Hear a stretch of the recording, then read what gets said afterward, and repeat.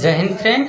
सो हम लोग देखने वाले हैं आज जो करंट अफेयर्स की ये दूसरी क्लास है और डेली जो है अब चलेगी ये क्लास। ठीक है, आज थोड़ा सा लेट ज़्यादा हो गया। ठीक है, उम्मीद थी कि पहले ही हो जाएगी क्लास बट थोड़ा सा लेट हो गया है।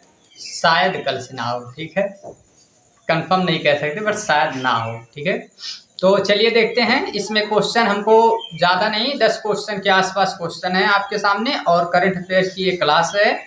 इसमें भाई सारी चीज़ें आपको डिस्कस करके हम लोग बता देंगे, ठीक ना, सब कुछ कवर कर लिया जाएगा। आप बिल्कुल टेंशन फ्री रहिए और हर एक चीज़ इसमें आपको हमने बताने का प्रयास किया है। ऐसे कुछ क्वेश्चन ऐसे भी हैं जिन पे हम थोड़ी सी चर्चा भी कर सकते हैं, तो उनको भी देखेंगे। और ऐसे भी क्वेश्चन हैं जिनको भाई ठीक है एक लाइन में देखते चलेंगे, बट आगे से सभी क्वेश्चनों पे डिस्कशन की बातें की प्लानिंग चल रही है। कुछ ही दिनों में थोड़ा सा और भी इसमें पीटी में कुछ चीज़ें ऐड किया जाएगा। फॉर एग्जांपल कोई फ़ोटो वगैरह, फ़ोटो मतलब अपना ऐसा कोई फ़ोटो सेल्फी वाला थोड़ी ऐड करना है, इसमें ऐड करना है मतलब फ़ोटो ऐसा जो भी खबर रहेगी उससे रिलेटेड फ़ोटो। ठीक है, तो ये सारी चीज़ें भी हम इसमें ऐड करने वाले हैं। बहुत जल्द ये सारी चीज़ें आप लोगों को मिलेंगी, बस कुछ ही दिनों की बात है, तो फिर सारी चीज़ें हम देखेंगे। सबसे पहला क्वेश्चन हम लोग देखते हैं। पहला क्वेश्चन हमारे सामने क्या है कि हाल ही में, ठीक है, फर्स्ट क्वेश्चन यहाँ पे है कि हाल ही में राष्ट्रीय समुद्री तट दिवस मनाया गया है। राष्ट्रीय समुद्री तट दिवस मनाया गया है और ये भाई कब मनाया गया है? ठीक है, तो ये मनाया गया है 30 अगस्त को। ठीक है, हाल ही में 30 अगस्त को, अभी मतलब कल के दिन मनाया गया है। ठीक है, तो ये लेटेस्ट न्यूज में है। और ये समुद्री तट दिवस इसलिए क्योंकि उनको थोड़ा सा बढ़ावा देने के पर्पज से जो अभी कई बंदरगाह, वहाँ पे 6 बंदरगाह के आसपास ओपन करने का लक्ष्य बनाया गया है। तो थोड़े से समुद्री तट जो मनाए जाते हैं उनकी जो हम लोग भूमिका को बढ़ाने के लिए जो है ऐसे कार्य किए जाते हैं। ठीक है, तो फिर आगे अगले क्वेश्चन पे हम लोग आते हैं। अगला क्वेश्चन हमारे सामने है, ये रहा अगला क्वेश्चन कि हाल ही में लघु उद्योग दिवस कब मनाया गया है? तो भाई ये भी 30 अगस्त को मनाया गया है लघु उद्योग दिवस। और ये आपको बता दें कि ताकि जो है जो छोटे छोटे उद्योग हैं, उद्योग धंधे हैं, उनको और ज़्यादा बढ़ावा दिया जाए, वे लोग भी कार्य कर सकें, ठीक ना, तो इस तरीके से उनको प्रोत्साहन मिले, इसीलिए ये लघु उद्योग दिवस भी मनाया जाता है। ठीक है, ये 30 अगस्त को मनाया गया है, ठीक ना।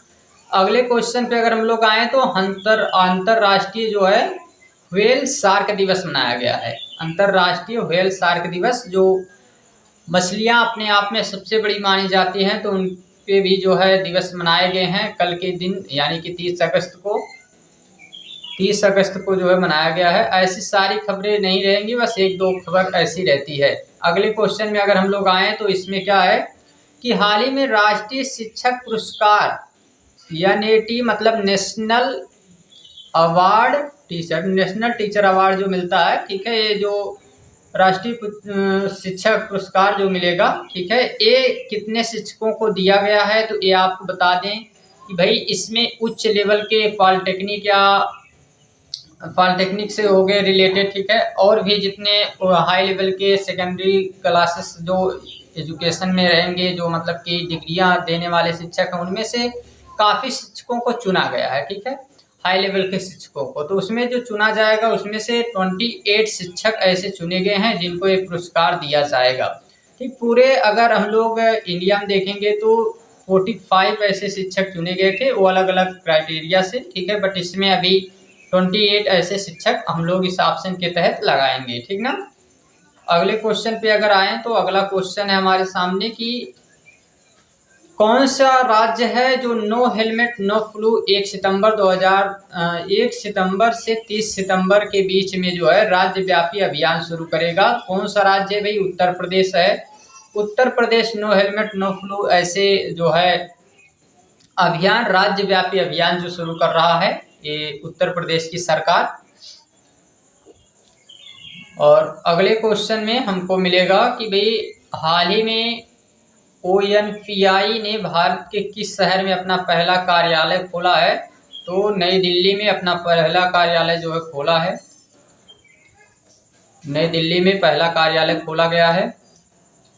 और ये रहा अगला क्वेश्चन, जिसपे थोड़ी सी डिस्कशन हम लोग करेंगे, कुछ बातें इसमें हम लोग देखेंगे। चलिए चर्चा कर लेते हैं कुछ बातों पर।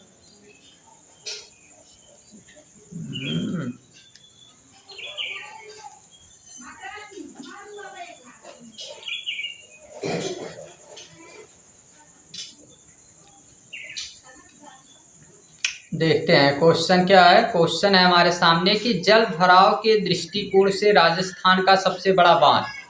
तो जल भराव की दृष्टि से अगर हम देखेंगे तो इसमें राणा प्रताप सागर बांध रहेगा। ये है कहाँ, तो ये आपको बता दें कि राजस्थान में, ठीक है, राजस्थान में ही है, ठीक ना, राजस्थान ये बताया ही गया है, तो भाई राजस्थान रहेगा। राजस्थान में चित्तौड़ जिला, ठीक है, राजस्थान में चित्तौड़ जिले में है, चित्तौड़ जिले में। और चित्तौड़ जिले में ये अगर हम लोग देखें तो चंबल नदी पर स्थित है, चंबल नदी पर स्थित है, ठीक है। और इसमें आपको भाटा नाम का एक गांव है, ठीक है, तो वहाँ पे जो है ये आप याद रख सकते हैं, तो वहाँ पर स्थित है ये राणा प्रताप सागर बांध, ठीक ना। और इसमें अगर आप लोगों को हम बताएं तो ये कब बना है, तो 1959 से 1970 के बीच में इसका निर्माण कार्य चला है और चंबल घाटी परियोजना के तहत जो है इसे बनाया गया था, ठीक है। ये चीज याद रखेंगे। साथ में इसमें आप ये भी याद रखेंगे कि ये जो राणा प्रताप सागर बांध है, ठीक है, इसके उद्देश्य क्या क्या है, तो इससे क्या क्या कर सकते हैं हम लोग, तो भाई देखिए विद्युत उत्पादन के लिए, ठीक है, यानी कि बिजली का उत्पादन करने के लिए। साथ में इसमें हम लोग जो है ये भी देखते हैं कि इसी के साथ हमको ये सिंचाई के लिए, ठीक है, यानी कि मध्य प्रदेश और राजस्थान के उन क्षेत्रों में जहाँ सिंचाई की व्यवस्था नहीं है, तो इसी के माध्यम से हम लोग जो है क्या करते हैं, वहाँ भी वाटर को पहुँचाने का, जल पहुँचाने का कार्य किया जाता है, ठीक ना। और अगर इसमें हम लोग बात करें तो इसकी ऊंचाई कितनी है, तो 83 ठीक है, 1 मिनट, इसको हम आपको दिखा भी देते हैं, PDF रखे हैं तो किस लिए, ये PDF भी आपको थोड़ी सी स्लाइड रहेगी और ये PDF ऐसे एज वेल मिल जाएगा आपको सारी चीज़ें, ठीक है, तो आप देख सकते हैं, उसमें PDF में आपको मिलेगी, आप यहाँ से सारी चीज़ें देख लेंगे। तो यहाँ पर 53.8 मीटर जो है इसकी ऊंचाई बताई गई है और लंबाई जो है इसकी कितनी है, तो 1143 मीटर इसकी क्या है, तो भाई ये इसकी लंबाई है, ठीक ना। राजस्थान और मध्य प्रदेश में पानी और बिजली की समस्या को दूर करने के लिए बनाया गया है और इसमें 172 मेगावाट का बिजली उत्पादन किया जाएगा। सिंचाई, जल विद्युत उत्पादन और वन्य जीव संरक्षण के लिए जो है इसको बनाया गया है, इसी पर्पज से इसको तैयार किया गया है, ठीक है। ये चीज आप याद रखेंगे। ये जो है हमें याद रखना है राणा प्रताप सागर बांध के लिए, ठीक ना। तो ये सबसे बड़ा है और अभी के समय में पूरे राजस्थान में जल भराव की दृष्टिकोण से सबसे बड़ा अगर बात कोई है तो यही है राणा प्रताप सागर बांध, ठीक ना। अगले क्वेश्चन पे आते हैं हम लोग। अगला क्वेश्चन है, अगला क्वेश्चन हमारे सामने, स्लाइड कहाँ से चेंज होगी, दिख नहीं रही, ठीक, अगली स्लाइड पे आते हैं। अगला क्वेश्चन है कि केंद्र सरकार ने डिजाइन लिंक्ड इंसेंटिव योजना के तहत कितने शिप डिजाइन परियोजना को मंजूरी दी है, तो भाई कितनों को मंजूरी यहाँ पे मिल गई है, 23 परियोजनाओं को मंजूरी मिल चुकी है, ठीक है। और शायद 9th नंबर का क्वेश्चन नहीं है, चलिए इसमें देख लेते हैं। अगला क्वेश्चन, किस राज्य में सुंदर वन टाइगर रिजर्व भारत का दूसरा सबसे बड़ा टाइगर रिजर्व बना है, तो आपको बता दें पश्चिम बंगाल। और ये किस नदी पर बना है, तो गंगा नदी पर बना है, ठीक है, गंगा रिवर पर ये बना हुआ है, गंगा नदी पर, ठीक ना, गंगा नदी पर स्थित है और ये गंगा नदी पर डेल्टा के क्षेत्र में तटीय भाग में स्थित है, ठीक है। और ये पूरे भारत का दूसरा सबसे बड़ा टाइगर रिजर्व है, ठीक है, बाघ रिजर्व है, दूसरा सबसे बड़ा टाइगर रिजर्व बन गया।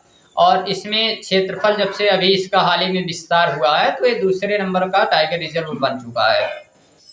अगली बात इसमें याद रखेंगे कि ये पूरे विश्व में सबसे बड़ा मैंग्रोव क्षेत्र है। मैंग्रोव वन जो है वो सबसे बड़ा है पूरे विश्व में, ठीक है, काफी ज्यादा क्षेत्र कवर करता है, तो विश्व के सबसे बड़े मैंग्रोव वन में ये आता है। साथ में ये भी याद रखेंगे कि यहाँ रॉयल टाइगर जो होते हैं, रॉयल टाइगर, ठीक है, उसकी सबसे अधिक आबादी के लिए भी प्रसिद्ध है। सबसे ज्यादा आबादी जो है इसमें रॉयल टाइगर की देखने को मिलती है। बंगाल टाइगर जो होते हैं, ठीक ना, रॉयल बंगाल टाइगर, वे सबसे ज्यादा यहाँ उनकी आबादी देखने को मिलती है, तो इसके लिए भी प्रसिद्ध है। इसे शामिल कब किया गया था यूनेस्को में? तो यूनेस्को की विश्व धरोहर में इसको 1987 ईस्वी में शामिल किया गया और 1973 ईस्वी में इसे सुंदरवन टाइगर रिजर्व घोषित किया गया था और 1977 ईस्वी में इसे एक वन्यजीव अभयारण्य घोषित किया गया था और साथ में 1984 ईस्वी में राष्ट्रीय उद्यान घोषित किया गया था, ठीक है। तो ये डेट भी आप इसमें देख सकते हैं। तो ये जो है पूरी तरह से जब से इसका विस्तार हुआ है, क्षेत्रफल बढ़ा है, तो ये दूसरा सबसे बड़ा जो है टाइगर रिजर्व बन चुका है। सबसे बड़ा नेशनल पार्क आप बता देंगे हमको, तो जिम कॉर्बेट है जो कि उत्तराखंड का है, ठीक है, जिम कॉर्बेट, तो उसको भी आप याद रखेंगे। अगला देखेंगे हम लोग, हाल ही में ही PFRDI द्वारा कहाँ अटल पेंशन योजना का वार्षिक सम्मान समारोह आयोजन किया गया है? तो भाई नई दिल्ली में कब किया गया है? 31 अगस्त को, ठीक है, 21 अगस्त को जो है ये आयोजित किया गया है, ठीक। साथ में ये भी याद रखेंगे कि इसमें कुल 8.11 करोड़ से ज्यादा लोगों को जो है ये जो वार्षिक सम्मान समारोह का जो ये बात की गई है, ठीक ना, तो उनको जो है मिलेगा पेंशन। तो ये पेंशन जो है इतने लोगों को दिया जाएगा और इसमें से बताया जाता है कि जितने नए कितने लोग हैं, तो 1.17 करोड़ के आसपास नए लोग इसमें जुड़े हैं, जो कि केवल 2024 और 25 में नामित हुए हैं, ठीक है, 2024 और 25 में उनको जोड़ा गया है। इस परियोजना के तहत जो अटल पेंशन योजना परियोजना है, इस परियोजना के तहत अगर हम लोग बात करेंगे तो इसमें महिला की आबादी और युवा पीढ़ी के बीच काफी ज्यादा जो है लोकप्रियता बढ़ी है, ठीक ना। महिला जो हैं उनको भी इस पेंशन के तहत जोड़ा गया है और इसमें अगर बात करें तो कुल मिलाकर 55% महिलाएं शामिल हैं इस पेंशन योजना में। जो अटल पेंशन योजना है इसमें कुल 55% महिलाएं शामिल हैं, ठीक है। तो ये आज के करंट अफेयर्स के कुल टॉप 10 क्वेश्चन केवल थे, तो ज़्यादा क्वेश्चन हमने रखा नहीं, बट आगे से जितने क्वेश्चन रहेंगे सब पे डिटेल चर्चा होगी। अभी इस पे सारी जितने क्वेश्चन हैं सारे क्वेश्चन पे अभी डिटेल चर्चा कल भी नहीं हुई थी, आज भी नहीं, और उसके पीछे का रीज़न है हम थोड़े लेट हो जा रहे हैं, बट कल से उम्मीद है कि भाई सब पे चर्चा करके ही हम आएंगे और थोड़ा सुबह आएंगे, ठीक है। अभी तो समय ज़्यादा हो गया, बट ठीक है, आगे से प्रयास करेंगे कि थोड़ा पहले जो है वीडियो बनाया जा सके, ठीक। तो मिलते हैं भाई अगली क्लास में और आप लोग बने रहिएगा हमारे साथ, ठीक ना। तो देखेंगे हम लोग अगली क्लास, तब तक के लिए thanks, take care, bye bye.